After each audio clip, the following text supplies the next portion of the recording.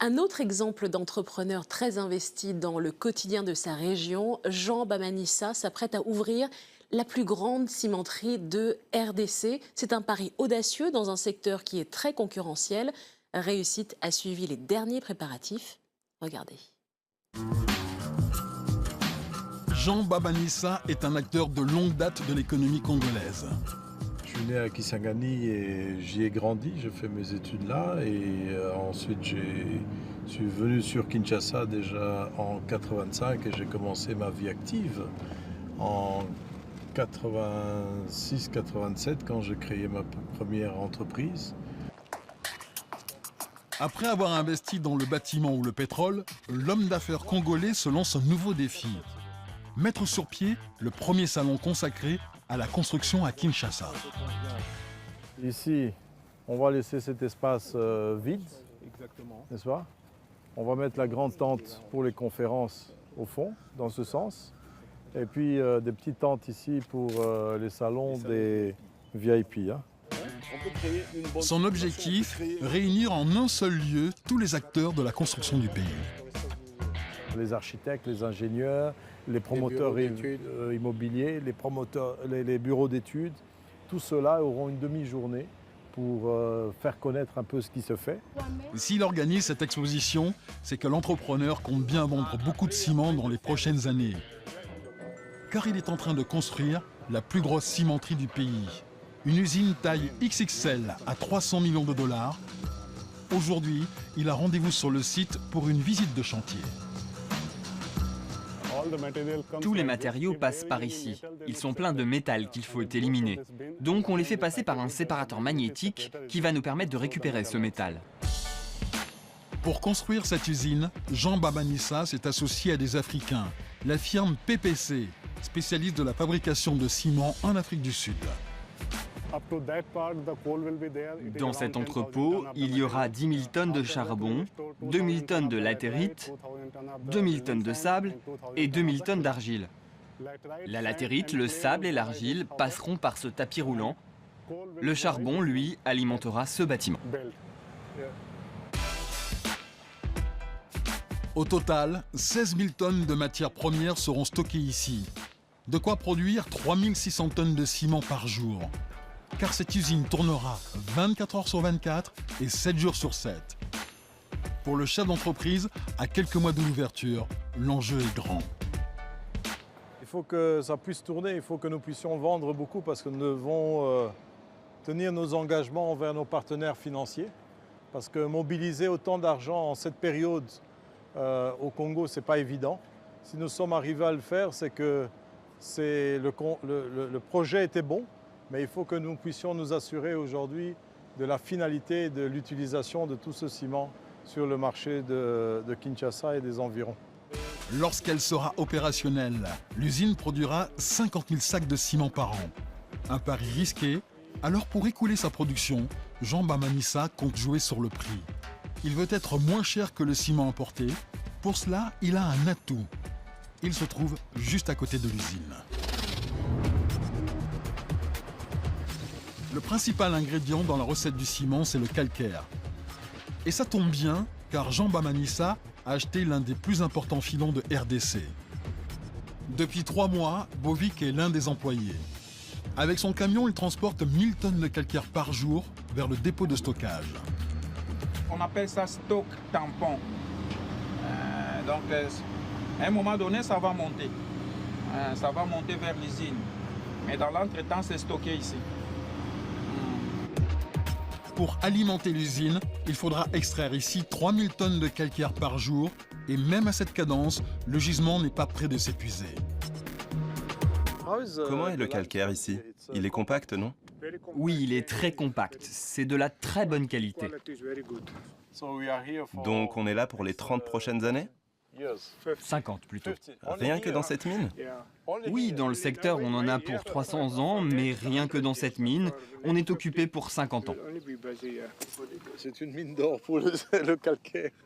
Ça, c'est le cœur de la mine. Voilà le calcaire que nous avons ici. It's a pure. Hein? Pure limestone.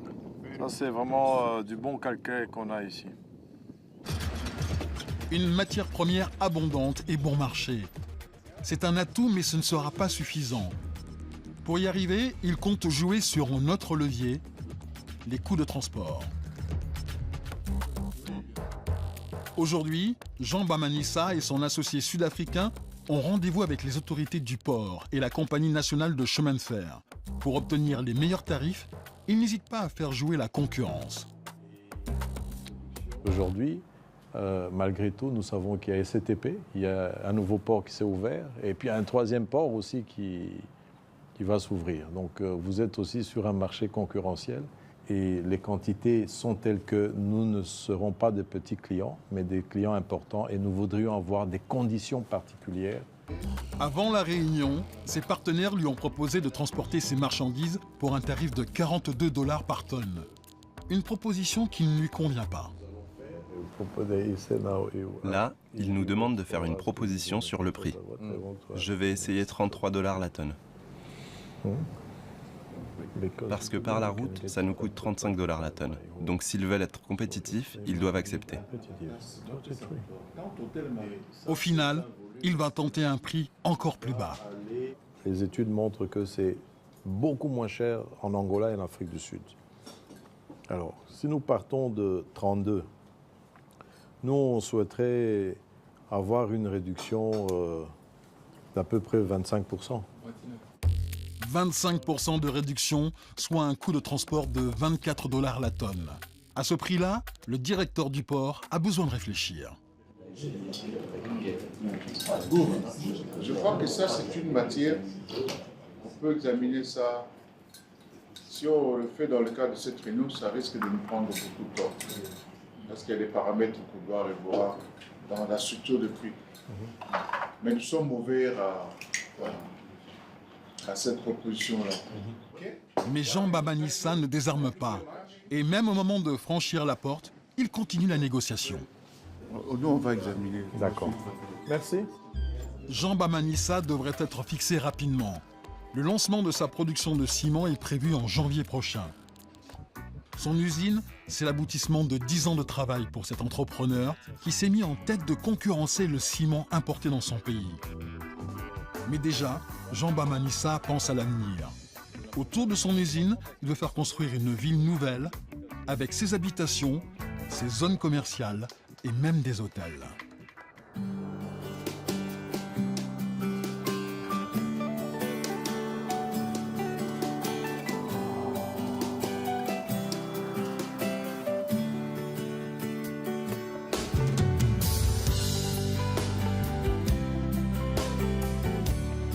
L'aventure vient de loin, qui a commencé en 2001, lorsque, avec mon partenaire Olivier, nous avions présenté auprès du gouvernement central la nécessité de créer des zones économiques spéciales, qu'on appelait les zones franches, à Maluku, à Kimpese et à Banana. Nous avions eu un mandat, mais nous avons travaillé beaucoup. Nous avons été à l'extérieur du pays aussi pour présenter ce type de projet. Et avec le gouvernement, nous avions pu faire, en tout cas, accepter la nécessité. Et puis ça a été repris par le gouvernement et d'autres partenaires comme la Banque mondiale. Et Olivier, lui, l'a continué avec Ibi Village, les puits carbone, dans la zone de Maluku. Et moi, j'ai continué à faire des études sur Kimpese. Puisque nous avions l'électricité qui venait de Inga, il fallait trouver une activité. Et donc ça a été le produit minier que nous avions, le produit phare qui pouvait faire démarrer cette zone, c'était le calcaire, ainsi que les autres produits que nous trouvons, l'argile et le sable et tous les autres produits. Et nous avons fait des études à partir de 2004. En 2006, nous avons eu les premiers terrains. Et en 2007, ma petite entreprise Barnett a commencé avec des petits moyens à faire le forage, à faire l'étude de présentation. Nous avons eu la chance d'avoir un bureau d'études SRK qui a mis un cachet positif sur ce projet. Et nous avons connu une dizaine d'entreprises qui sont venues visiter. Et ça nous a nous-mêmes appris beaucoup de choses. Et en 2010, nous avons rencontré PPC sud-africaine. Les premiers contrats ont été signés. En 2012, ils ont été conclus. Et c'est à ce moment-là, puisque les travaux allaient commencer, c'était des travaux EPC, donc Sinoma, qui aujourd'hui le constructeur numéro 1 au monde, est venu pour construire cette usine. Et je me suis retiré pour aller travailler pour ma province pendant le temps où l'usine était en train d'être construite. En 2006, il a été lancé le programme des 5 chantiers. En 2011, la révolution de la modernité. Mais comment pouvait-on aller vers ce programme si on importait le ciment? Vous vous rappellerez de mon intervention à l'Assemblée, quand le ciment était arrivé à 40 $ le sac. Nous avons combattu ceux qui faisaient la rétention de produits et nous avons ramené en tout cas le prix le plus bas avec l'Assemblée et le gouvernement. Et aujourd'hui, nous avons aussi mis à la disposition, n'oubliez pas qu'en 2008, lorsque l'Assemblée et nous autres qui avions déjà une connaissance, nous cherchions qui voulait faire ce projet. Nous le vendions, nous cherchions qui pouvait le faire, mais on ne trouvait pas. Et finalement, nous, avec des partenaires, nous l'avons fait. Et donc l'impact, pourquoi? C'est parce qu'on ne peut pas construire un pays sans ciment. On ne peut pas sortir ces devises pour importer du ciment, qui est une matière nécessaire. Quand vous regardez le taux de consommation, en tout cas en République démocratique du Congo, il est très très faible.